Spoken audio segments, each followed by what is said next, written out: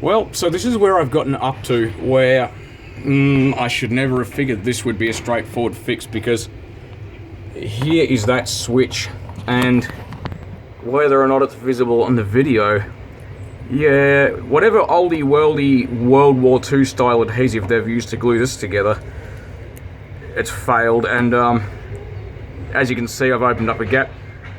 Now happily this is a Bakelite switch, and I can clean the old adhesive out, maybe even sneak some sandpaper on both of the surfaces, upper and lower, and just use some cyanoacrylate adhesive, or actually super glue as we call it. I'm not going to try and get another switch, I mean. But it means, so all I've done is I've cut where they had a loop here. And yes, I've indeed confirmed that this wire here, which is cut, goes to the center of the lamp holder, which is here. As you can see, the center contact. And the one that was soldered to the switch. So basically they just looped it through, basically. So this was looped through to that, and it had no cut.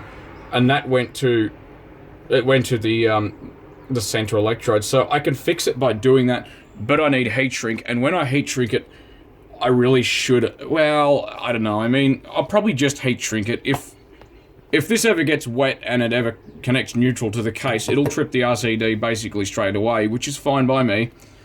I could also put some silicone after I solder it, I could put some silicone between basically here and here, and I could just heat shrink it on the silicone, but look, I don't think I'm going to do that either.